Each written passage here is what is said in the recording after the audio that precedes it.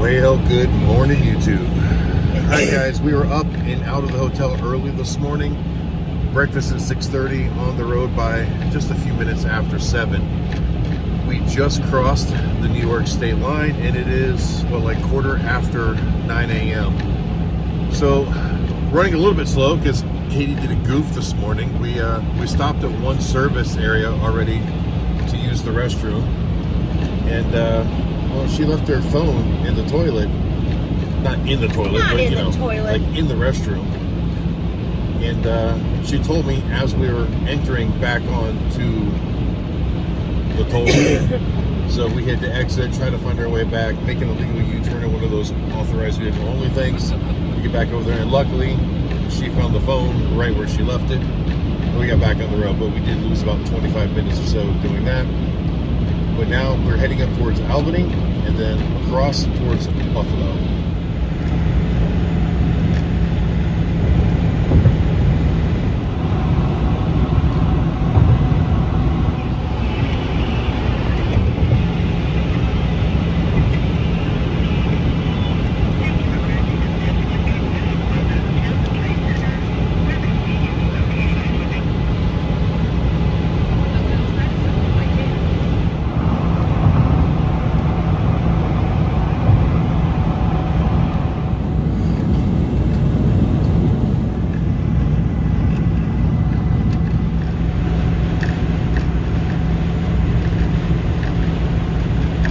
Alright guys, we're getting ready to go through Fultonville, Fonda area. And if you guys recall, back in the spring when we left Laconia, that is where we broke down in Goliath and spent 10 days in that parking lot.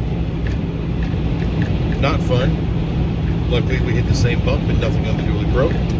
If we weren't pressed for time, I'd actually love to stop in and say hello to the guys at the Southern Tire Mart.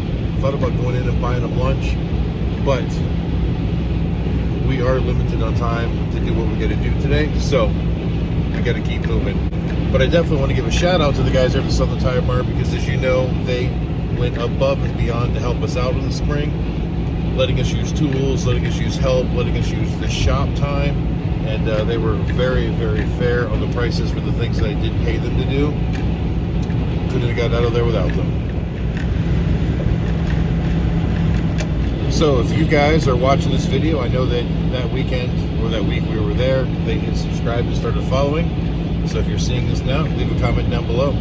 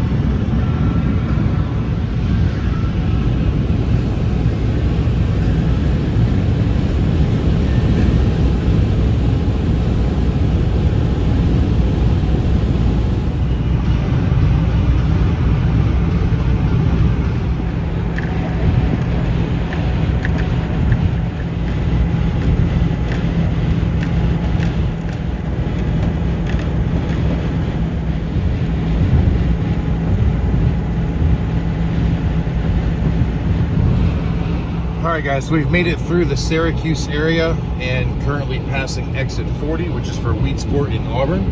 This is the area that my mom grew up in, and I spent a lot of my summers here as a child. Almost sucks that we don't have time to stop. I'd love to, but we got places to be. Alright, we stopped here for a pee break at the Service Plaza here in Waterloo, New York. Time to go.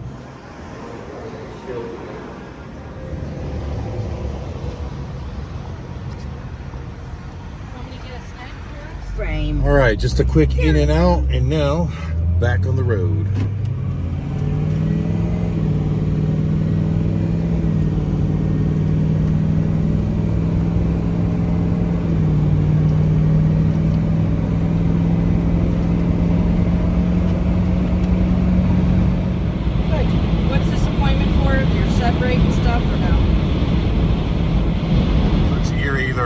cars coming the other way on the New York Thruway.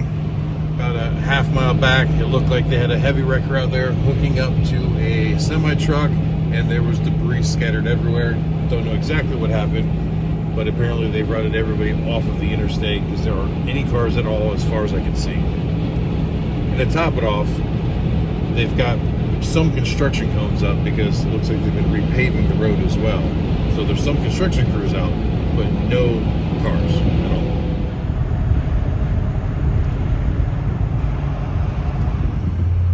Alright guys, coming into the Buffalo area, we have 5.9 miles to go until we get into our exit. And yeah, we just hit traffic.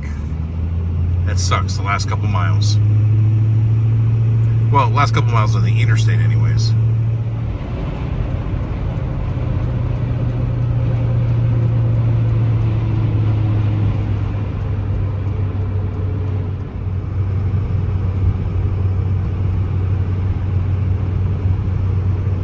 Okay, now we are off of Interstate 90, and I'm an idiot, I was wrong. When I said we had 6 miles till our exit, we did it. Luckily, that traffic did not last very long, but at that point we had 6 miles until there was a fork in the road, and the map just wanted me to keep left, not to get onto I-190 to take us straight into Buffalo. After that 6 miles, we had another 15 miles before we actually got to this exit. I believe it was 57A. And now it's all back roads from here to Gary's place, about 25 miles.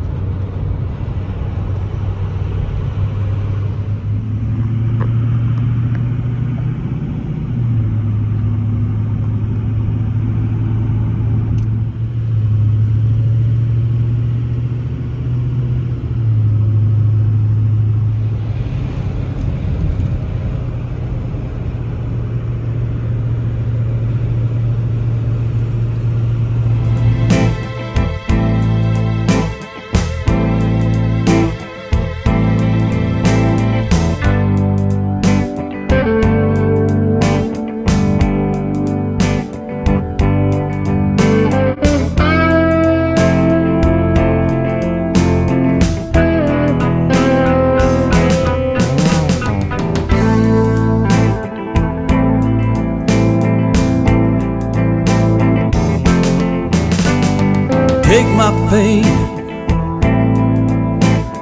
take my pain, wash it away, yeah. Take my pain and wash it away, just like the rain.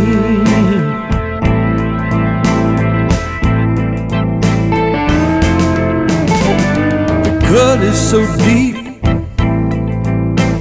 my soul bleeds, my heart is true. All right, guys, we made it to Gary's house, and if I wasn't clear in this video, I think I mentioned it at the close of yesterday's video. We came over here to Gary's to pick up another motorcycle. It's a motorcycle I bought earlier in the year, back in July while we were in Deadwood. Him and I made the deal, and I paid him for it. And we just haven't had a chance to actually come get it. You may have seen it before, but we'll have more of that in a little while. I'm gonna go shake his hand and say hello to him.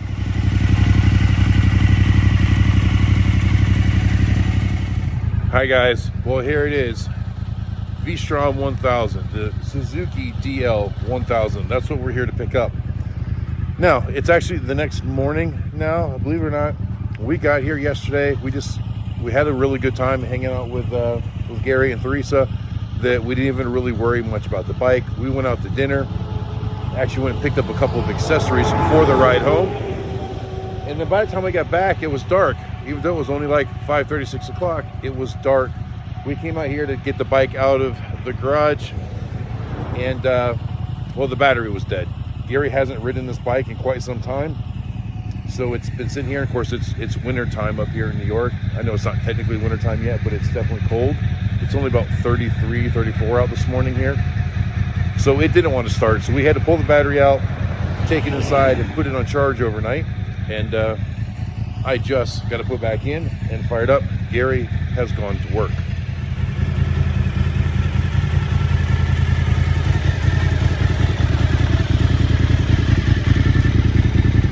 So right now I'm really just kind of letting it warm up, let that oil in there get warm. Rev it up a couple times, see how it sounds.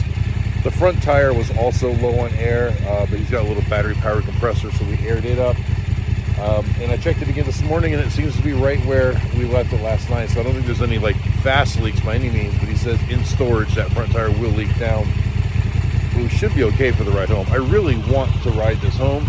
I know it's cold and everything, but looking forward to it. All right, and I also wired in heated jacket bleed, and I'm routing it kind of over here for right now behind this panel, so it will poke out along the side of the seat, I'm hoping. I haven't actually used my heated jacket in probably 10 years, so I don't know whether it even still works or not, but I figured we might as well bring it just in case, because it is going to be a little bit chilly on the ride home. And he's got this really nice aftermarket seat on here too, and it looks super comfortable.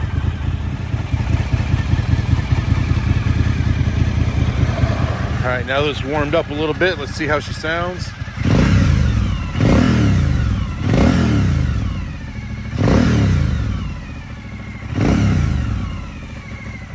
All right, it is sounding pretty good. And guys, I know it's a metric, but at least it's still a V-twin, right? Love that sound. And also, yesterday evening when we got here, we went up to the local power sports place up the road in Falconer, New York, just outside of Jamestown. It's called Hector's Power Sports. Really great people there. Not sponsored, by the way, but I picked up these Copland hand muffs, I guess they call them. They're designed to completely go over the handlebar ends, and then you can reach your arms through the holes and reach all your controls. And I thought because it's so cold, these might be really handy. And I couldn't find my winter gloves anywhere. It turns out that somehow they ended up in one of Talon's motorcycles, and they are sitting in Florida right now, which to me is zero good. These things are only $39. So I was like, you know what? I'll give them a try. Unfortunately, I'm not going to be able to use them right now. Because of the mirrors, I can't get them to slide on far enough to where I can comfortably get my hand in there and get to all my controls. I mean, I can get them on, but it's not right. So I will probably have to modify them. But I think I'm going to wait on that because Gary actually had a pair of winter gloves here, and surprisingly, they fit my giant bear paw hands. He even gave me a pair of riding pants that you can wear over your pants that surprisingly, it looks like they're going to fit me. So maybe we will just halt on that. Plus this thing has got heated grips. Maybe I won't need these, but for 39 bucks, it was worth the try. All right, guys, looks like we are mostly geared up and ready to hit the road. Now, both the dually and the V-Strom both need fuel. So we're going to run over to Cherry Creek, which is the next town over. It's the closest place to get diesel and fuel up and hit the road. I don't know how much footage we're going to get. I do not have a phone mount on this motorcycle. Maybe Katie will get some, but for now, we're going to end this video here. There will be more on the new bike in coming videos, and maybe we'll get some ride home footage as well, but it just all depends on what we get. Anyway, guys, thanks for watching. I hope you enjoyed it, and until the next time I see ya, keep those engines running. Okay, well, just a quick jaunt over to Erie, Pennsylvania. All in all, everything seems to be doing really well with the motorcycle, but Katie had to pee, so I went ahead and stopped down in a cup of coffee real quick, peed myself. The bike is running absolutely fantastic. The one thing I did notice is even though all of the lighting, everything is working, the switches are very sticky, they don't have that positive like click and then return. Having a little bit of trouble navigating some of the systems, but luckily it's stuff I don't really need necessarily, so I'm gonna have to clean and lubricate those switches at some point. But all in all, it's running really, really good.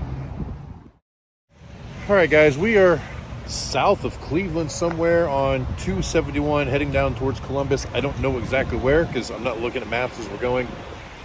Katie pulled into this rest area because she had to go to the bathroom.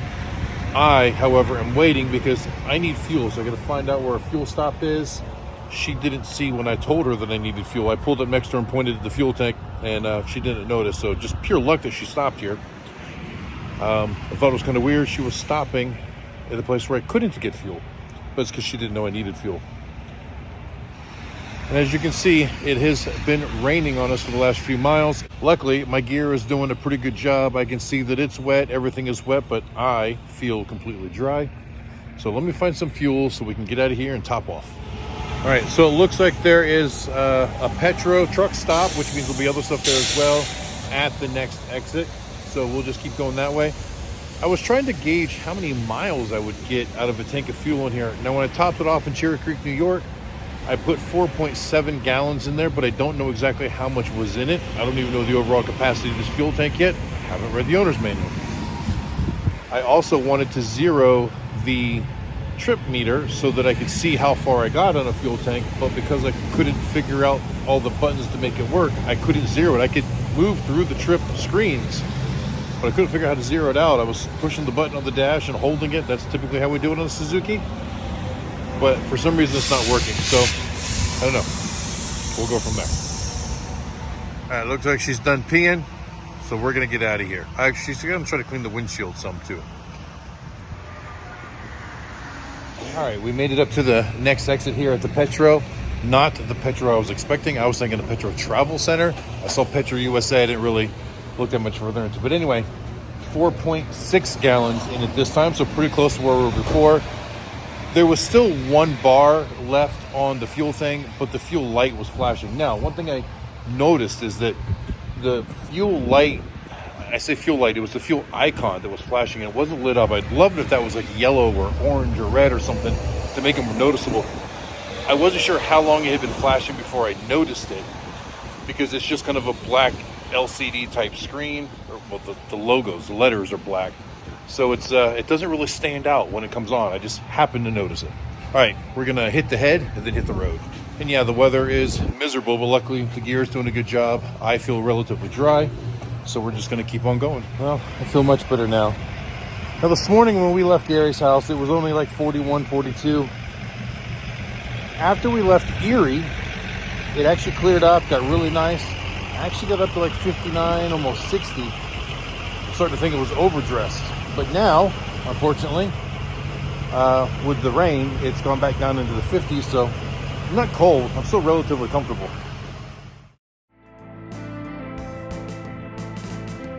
Day goes by, turns into night, and it's so cold. Yeah. Baby, come back. My heart is true, only for you.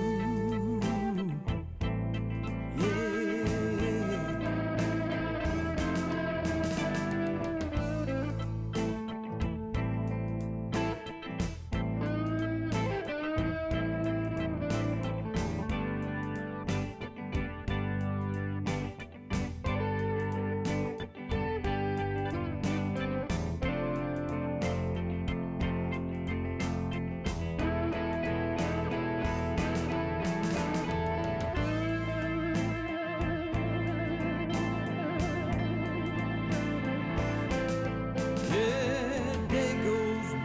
All right, guys, we stopped again at the Sheets. We are now south of Columbia. But I will tell you what, that entire tank of fuel was pretty much driving in the miserable rain, and it just let up as we got to Columbia. It was so bad, I couldn't see. I just had to clean my glasses. I still got to clean my visor. It was just absolutely terrible. And now I'm damp, so I'm actually a little bit cold. So, stopping to get a little bit more coffee here at the Sheets, topping off the fuel in the truck and the bike. Yeah, so, I don't really mind riding in the rain. The problem I had this time was that my visor was fogging up pretty badly. So I tried to crack it open just a tiny bit to get a little bit of airflow in there. And as soon as I did, the fog would go away. But one thing about this Shoei helmet, I had the same problem with my shoe berth. It doesn't stay at that barely cracked open. Where my old Scorpion helmet, there was a little lever I could push and it would round down this little eccentric and it would just leave it barely cracked and it would stay there indefinitely until you told it not to. Well, it kept slamming back down on me. I say slamming down, it was moving like this far. And then it would instantly fog up again. I crack it open, it would instantly fog up again. So unless I rode and held it in place, I was fogging. So I tried to go up to the next detent, which was a good solid detent, but then there was a gap like that. And because of the turbulence off of this windshield, the way the rain was going, it just came right up in, and it covered my glasses with water. It covered the inside of the visor with water as well as the outside, in which that really reduced the visibility. So I tried to put it back down, and then it instantly fogged. And with the thick fog plus all the rain, I couldn't see anything. I had no choice but to just put the visor all the way up. So for 60 miles or so, just open face, getting hammered with the rain all over my glasses, inside and out. Visibility still sucked. I was really trying to position myself in areas where I wasn't right behind Katie because the dually's kicking up a lot of water. So I was trying to stay like at her 4 o'clock. But we hit bunches of traffic and we're in and out of traffic. It was not pleasant.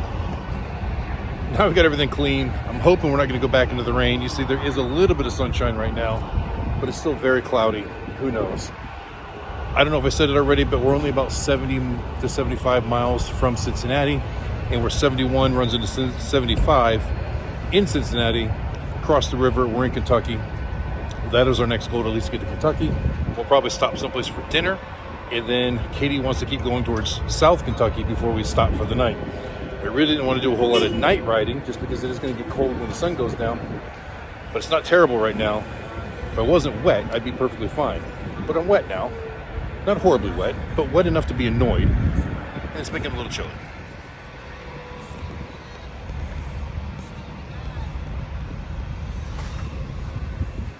And according to maps, so far we have gone 343 miles. We're going to see how many more we can get in today before we stop. Turns into night, and it's so cold. Yeah. Baby, come back. My heart is true, only for you.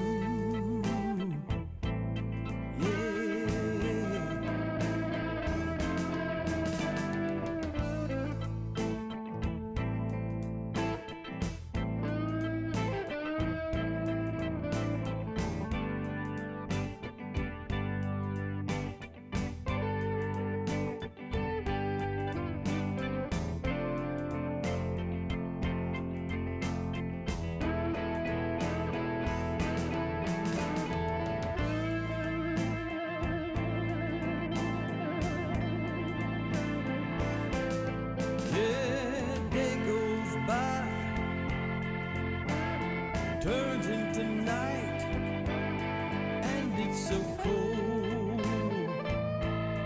Yeah.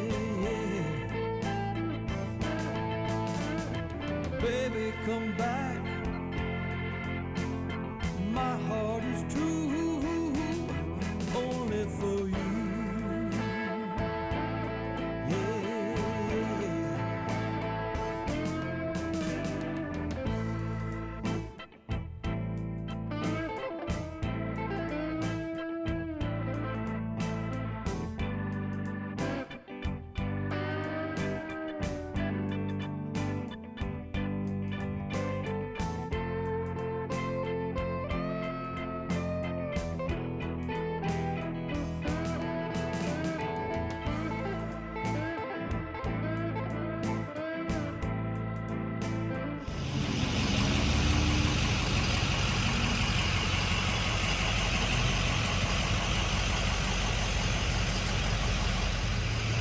Alrighty, it is now about 6:45, and we are just south of Lexington, Kentucky.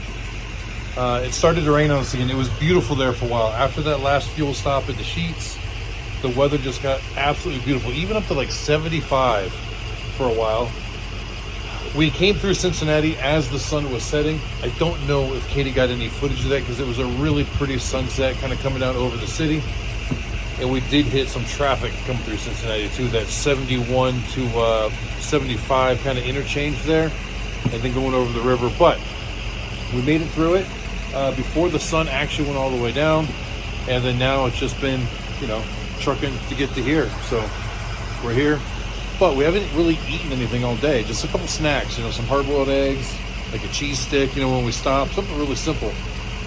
I'm hungry, and you guys know I love the Gold Star and the Skyline chilies.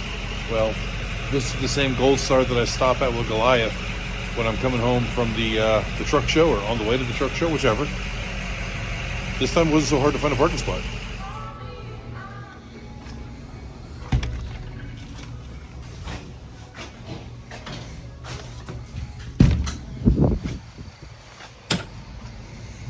Well, that definitely hit the spot. So good. All right, we're hitting the road again. Short little jaunt this time. We're only going about 25 miles because that's where the Buc-ee's is. And we are going to stop at the Buc-ee's and top off the truck with fuel and the bike with fuel as well, because that's the last like cheap spot to get fuel around here. And then after that, we are going to have about an hour and a half ride to get to Caryville, Tennessee. And that's where we have booked the Holiday Inn Express for tonight. We're going to call it quits at that point, but it should be about 10:30 at night by the time we get there. So yeah, let's get to it. Looks like there's a pause in the rain. Don't know how much more we're going to get. Katie says we're kind of right on the edge of it. Hopefully I'll continue to stay dry. Okay guys, we hit a new milestone, not counting fuel. As far as our most inexpensive trip to Buc-ee's, how much was it? That's my fuel. Yeah, only $9 and something. We just got some waters and one little snack for when we get to the hotel in a little bit. So, all right, back on the road. This should be the last stop before we get to the hotel. We are only like 75 miles from the Tennessee line, and then I think we're only 30 or 40 miles after that till we get to Caryville. So, we're going to do it.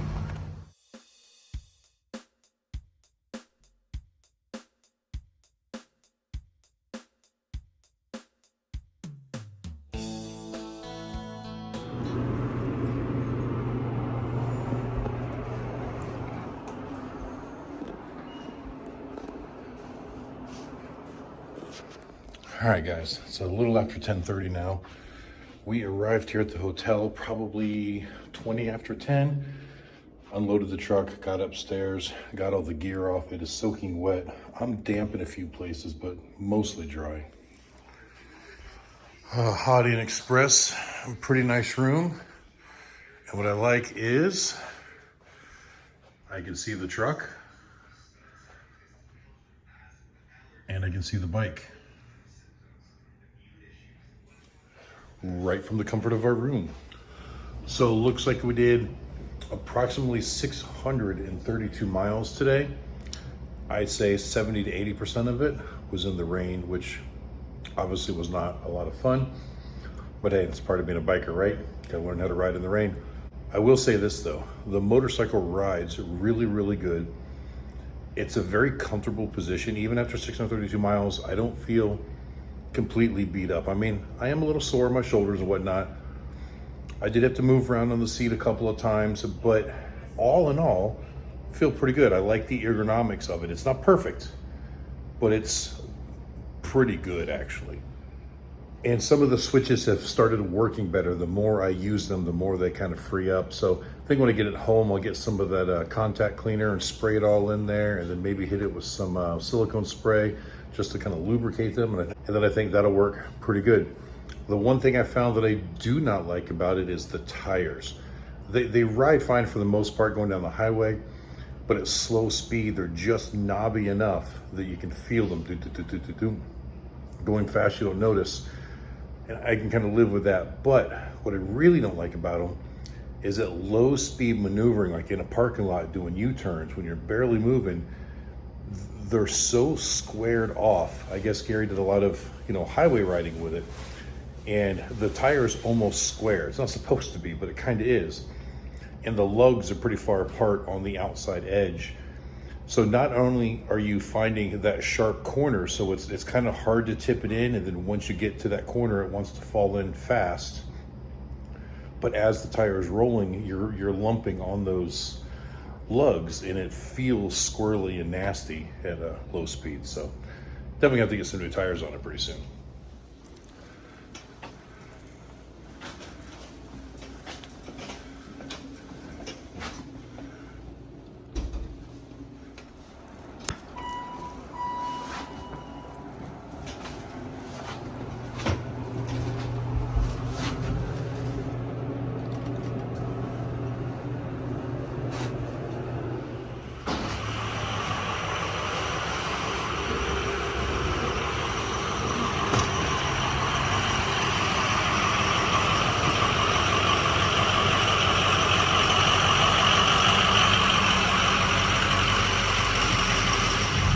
All right, guys, it is now Wednesday morning. As you can see, the ground is still all wet. The rain still came through up until about 8 a.m. But we've got some blue skies. The chances of rain have gotten lower. So although we got some wet roads, I'm hoping that we don't hit too much nastiness on the way home. Got to finish gearing up. I don't think I'm putting my under jacket on this time. I never actually plugged it in yesterday. I was wearing it, which helped, but I never actually plugged it in. It was never that cold. The heated grips were definitely a benefit, and I will likely use those today. I hung up all my gear inside the room and had the AC blowing at them, trying to keep them as dry as possible so I wasn't putting wet gear back on this morning, especially if it's not going to rain. It'd be nothing worse than getting yourself wet to not drive through the rain. That would have been worse than being wet and riding through rain. So anyways, we're only about 2.5 hours from the house, maybe 3 at the most. Gonna top off with fuel at the Shell station right here and hit the road. Well, good 1 block from the hotel right there to get fuel. I noticed the bike didn't feel right. The front tire's flat, so I gotta find an air pump around here, get some pressure in. All right, luckily they had an air machine here, $2.50. Problem solved. It looks like the back one was pretty low too. It was down to like 22. The gauge on Gary's machine the other day, he told me it was inaccurate, so we were kind of going by, you know, palm of the hand feel, you know, not exactly exact measurements, but now I've got 40 in both of them, assuming that this measures correctly. Anyway, tank's full of fuel, tires are filled with air. Let's hit the road.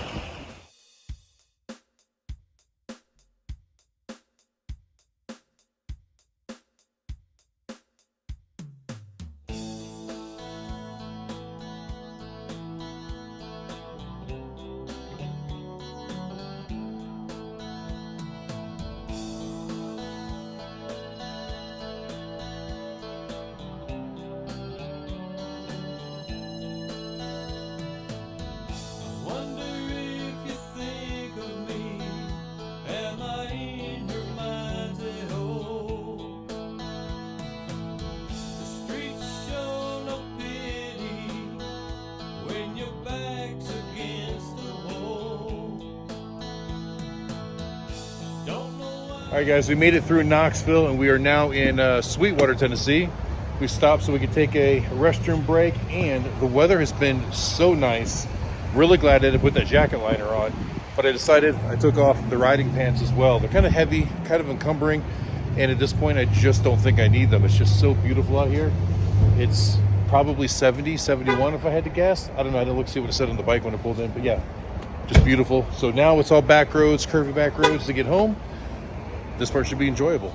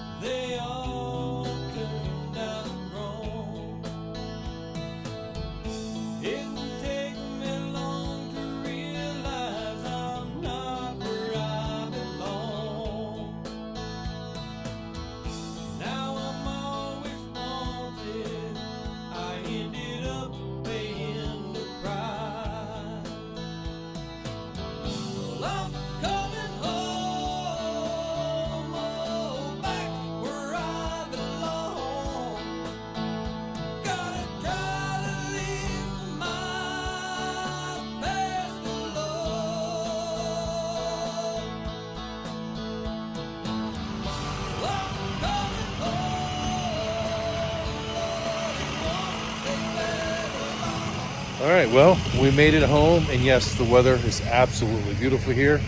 I'm really glad I took the riding pants off back there in Sweetwater. It's just been nice and cool and crisp, but very refreshing.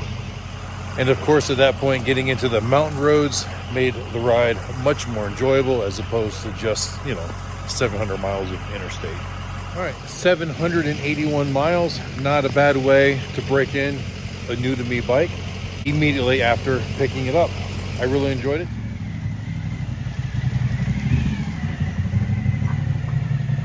I think Talon approves. It's pretty sweet, isn't it? Got to pop up on the way out. I was like, well, let's just see. Yeah. All right, guys. Well, now that we're back home, time to get a little bit of relaxed time in. So it has now been a couple of days since we got back, and luckily that front tire is still holding air. We'll have to address why it was leaking before. Who knows, maybe it's something simple.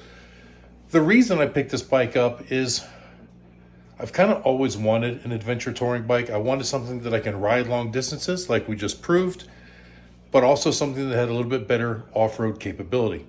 Now, some of you have seen I have taken the Road King out places that a Harley really shouldn't be taken, but I didn't want to continue to do that over time. This bike is a little bit more suited to some of the off-road stuff that I'd like to do around here where I live, as well as other places. Now, as most of you know, we live in the mountains of Western North Carolina, and in this area, we have a bunch of like Forest Service roads that go up and over mountains, and I really enjoy exploring some of those areas, and it's just not conducive to the Harley Davidson. So I think between the two motorcycles, I can get a little bit of everything out of them. There will be more information on this bike in coming videos. It is a 2014 DL1000, which is called the V-Strom. So it is a 1000cc V-twin motorcycle. It's not super fast like a 1000cc V-twin sport bike is, but it's pretty spunky and a lot of fun, and it's gonna have the capabilities that I wanted. So guys, stay tuned for more videos on this bike. We'll probably do some trail rides. No hardcore off-road, just some really good fun trail rides. Now, I know I closed the video once. We were at Gary's house and decided not to end it, so you've already seen that, but this time it's for real. Thank you guys for watching. I hope you enjoyed it, and until next time I see you, keep those engines running. Your mind's at home.